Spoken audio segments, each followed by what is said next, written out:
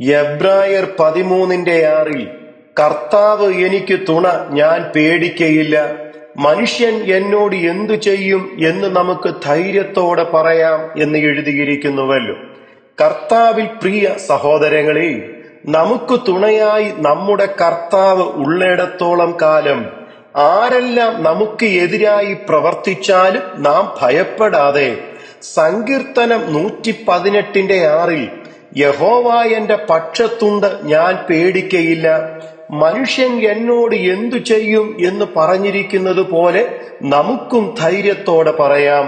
1 ശമൂവേൽ 17:44 മുതൽ 51 വരെയുള്ള വാക്യങ്ങളിൽ മല്ലനായ ഗോലിയാത്ത് എന്ന ഫെലിസ്ത്യൻ പിന്നെയും ദാവീദിനോട്, ഇങ്ങോട്ട് വാ, ഞാൻ നിന്റെ മാംസം ആകാശത്തിലെ പക്ഷികൾക്കും കാട്ടിലെ മൃഗങ്ങൾക്കും ഇരയാക്കുന്നുണ്ട് എന്ന് പറഞ്ഞെങ്കിലും ആ വാക്കുകൾ കേട്ട് ദാവീദ് ഭയപ്പെടാതെ ദൈവത്തിൽ ആശ്രയിക്കുകയും ദൈവം അവന് വലിയ ജയം നൽകുകയും ചെയ്തത് രേഖപ്പെടുത്തിയിരിക്കുന്നത് പോലെ നിങ്ങളെ തകർക്കുക എന്ന ലക്ഷ്യത്തോടെ ആരെല്ലാം നിങ്ങൾക്ക് എതിരായി ആരുമായിട്ടൊക്കെ കൂട്ടുകെട്ടുകൾ ഉണ്ടാക്കിയാലും നിങ്ങൾ ഭയപ്പെടാതെ ദൈവത്തിൽ ആശ്രയിക്കുക.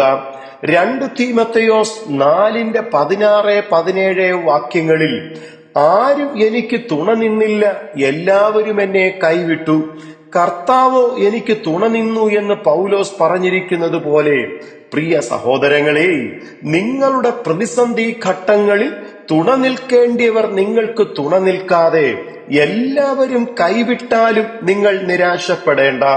നമ്മളുടെ കർത്താവായ യേശുക്രിസ്തു ഇന്നും ജീവിച്ചിരിക്കുന്ന നല്ല കർത്താവായി നമുക്കുള്ളതിനാൽ ഈ കർത്താവ് നിങ്ങളെ കൈവിടാതെ നിങ്ങൾക്ക് തുണ നിന്ന് നിങ്ങളുടെ പ്രശ്നങ്ങളെ പരിഹരിച്ച് അത്ഭുതകരമായി നിങ്ങളെ വിടുവിക്കുകയും ഇന്ന് നിങ്ങളെ നിന്ദിക്കുകയും പരിഹസിക്കുകയും ചെയ്യുന്നവരുടെ മുമ്പാകെ നിങ്ങളെ മാനിക്കുകയും ഉയർത്തുകയും ചെയ്യും. അതുകൊണ്ട് നിങ്ങൾ ധൈര്യമായിരിക്കുക. കർത്താവ് അതിന് കൃപ ചെയ്തു തരുമാറാകട്ടെ. God bless you.